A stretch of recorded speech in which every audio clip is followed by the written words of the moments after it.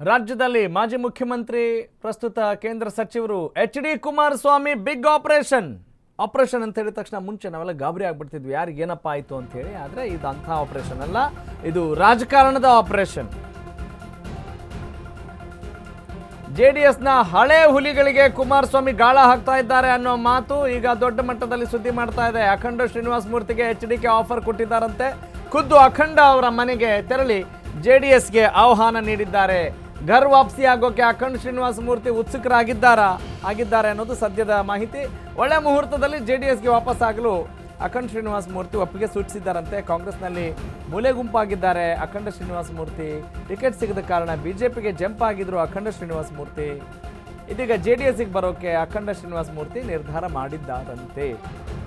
ಅತ್ತ ಗಂಗಾವತಿಯಲ್ಲಿ ಇಕ್ಬಾಲ್ ಅನ್ಸಾರಿಗೂ ಕೂಡ ಜೆಡಿಎಸ್ ಗಾಳ ಹಾಕ್ತಾ ಇದೆ. ಶೀಘ್ರವೇ ಜೆಡಿಎಸ್ಗೆ ಇತರೆ ಪಕ್ಷದಲ್ಲಿರೋರು ಕೂಡ ಘರ್ ವಾಪಸಿ ಆಗ್ಬಹುದು, ವಾಪಸ್ ಮನೆಗೆ ಬರಬಹುದು ಅನ್ನೋದು ಸದ್ಯದ ಸುದ್ದಿ. ಹೀಗಾಗಿ ಮುಂದಿನ ದಿನಗಳಲ್ಲಿ ಅಧಿಕಾರದ ಗದ್ದುಗೆಯನ್ನ ಏರಬೇಕು, ಜೊತೆಗೆ ಜೆಡಿಎಸ್ ತನ್ನದೇ ಆದಂಥ ಹವಾ ಸೃಷ್ಟಿ ಮಾಡಬೇಕು. ಒಟ್ಟಿನಲ್ಲಿ ನಮ್ಮದೇ ಹವಾ ಆಗಬೇಕು ಅಂತ ಹೇಳಿದ್ರೆ ನಾವು ನಮ್ಮ ಟೀಮ್ನ ರೆಡಿ ಮಾಡ್ಕೊಳ್ಬೇಕು ಅನ್ನುವ ಯೋಚನೆ ಸಹಜವಾಗಿ ಎಲ್ರಿಗೂ ಇರುತ್ತೆ. ಹಾಗೆ ಎಚ್.ಡಿ. ಕುಮಾರಸ್ವಾಮಿ ಅವ್ರಿಗೂ ಕೂಡ ಇದೆ. ಈಗ ಅಖಂಡ ಶ್ರೀನಿವಾಸ ಮೂರ್ತಿ ಅವರು ಘರ್ ವಾಪಸಿ ಆಗ್ತಾರ ಅಥವಾ ಕಾಂಗ್ರೆಸ್ನ ನಾಯಕರು ಏನಾದರೂ ಸೆಳೀತಾರ?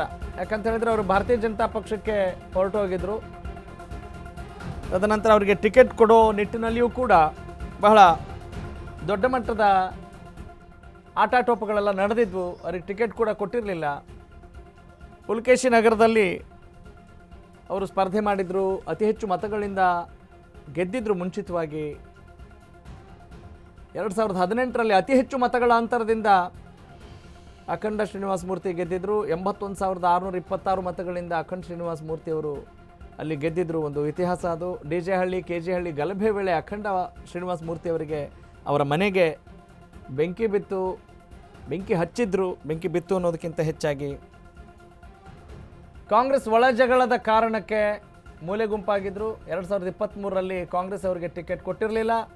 ತದನಂತರದಲ್ಲಿ ಅವರು ಭಾರತೀಯ ಜನತಾ ಪಕ್ಷದಿಂದ BSPಯಿಂದ ಸ್ಪರ್ಧಿಸಿ ಸೋತಿದ್ರು. 2024ರಲ್ಲಿ BJPಯನ್ನು ಸೇರಿದ್ರು.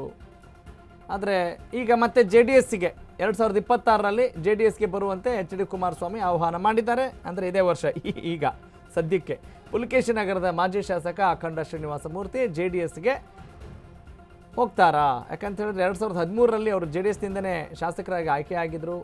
ಜೆಡಿಎಸ್ನಿಂದ ಕಾಂಗ್ರೆಸ್ಗೆ ಸೇರ್ಪಡೆಯಾಗಿದ್ದರು 2018ರಲ್ಲಿ. ಹೀಗಾಗಿ ರಾಜಕಾರಣದಲ್ಲಿ ಈ ಎಲ್ಲ ಲೆಕ್ಕಾಚಾರಗಳು ಕೂಡ ನಡೀತಾ ಇರುತ್ತವೆ. ಒಟ್ಟಿನಲ್ಲಿ ಗೆಲುವೊಂದೇ ಮಾನದಂಡ ಆಗಿರುತ್ತೆ. ನೀವು ಯಾವ ಪಕ್ಷದಲ್ಲಿ ಇರ್ತೀರೋ ಬಿಡ್ತೀರೋ ಗೊತ್ತಿಲ್ಲ, ವಾಚಾಮ ಗೋಚರವಾಗಿ ಬೈದಾಡ್ಕೊಂಡಂಥವರೆಲ್ಲ ಒಟ್ಟಿಗೆ ಸೇರಿ ನಾವೆಲ್ಲ ಸ್ನೇಹಕ್ಕೆ ಸಿದ್ಧ, ಸಮರಕ್ಕೆ ಬದ್ಧ ಅಂತ ದೊಡ್ಡ ದೊಡ್ಡ ಘೋಷಣೆಗಳನ್ನು ಕೂಡ ಕೊಡ್ತಾ ಇರ್ತಾರೆ. ಇದೆಲ್ಲವನ್ನು ಕೂಡ ನಾವು ನೋಡ್ತಾ ಇರ್ತೀವಿ. ಹಾಗಾಗಿ ಈ ಏನು ಹೋಗೋದು ಬರೋದು ಎಲ್ಲ ಇದ್ದದ್ದೇ ಅನ್ನುವ ಮಟ್ಟಿಗೆ ಇದೆ. ಈಗ ಎಚ್.ಡಿ. ಕುಮಾರಸ್ವಾಮಿ ಅವರ ಒಂದು ಇನ್ವಿಟೇಷನ್ನ ಅವರು ಸ್ವೀಕರಿಸ್ತಾರೆ ಅನ್ನುವ ಹಾಗಿದೆ. ಯಾಕಂತ ಹೇಳಿದ್ರೆ ಒಳ್ಳೆ ಮುಹೂರ್ತದಲ್ಲಿ ಜೆಡಿಎಸ್ಗೆ ವಾಪಸ್ ಆಗಲಿಕ್ಕೆ ಅವರು ಒಪ್ಪಿಗೆ ಸೂಚಿಸಿದ್ದಾರಂತೆ. This is the news. Okay ಒಟ್ಟಿನಲ್ಲಿ ಅಖಂಡ ಶ್ರೀನಿವಾಸ ಮೂರ್ತಿ ಅವರು ಮುಂಬರುವ ದಿನಗಳಲ್ಲಿ ಅಂದರೆ 2028ರಲ್ಲಿ ಟಿಕೆಟ್ ಅವರಿಗೆ ಕೊಡೋದಾದರೆ ಅಲ್ಲಿ ಹೋಗಬಹುದು ಅನ್ನುವ ಒಂದಿಷ್ಟು ಮಾತುಕತೆಗಳು ಕೂಡ ನಡೀತಾ ಇದ್ದಾವೆ. ಒಟ್ಟಿನಲ್ಲಿ ಎಚ್.ಡಿ. ಕುಮಾರಸ್ವಾಮಿ ದೊಡ್ಡ ಮಟ್ಟದಲ್ಲಿ ಒಂದಿಷ್ಟು ಪ್ಲ್ಯಾನ್ನ ಮಾಡ್ತಾ ಇದ್ದಾರೆ.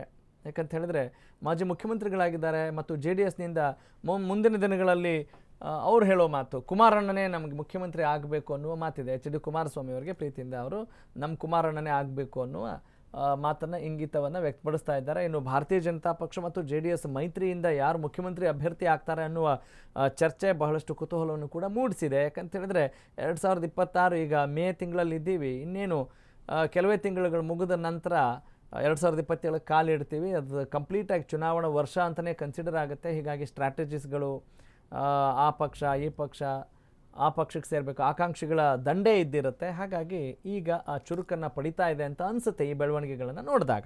ಓಕೆ.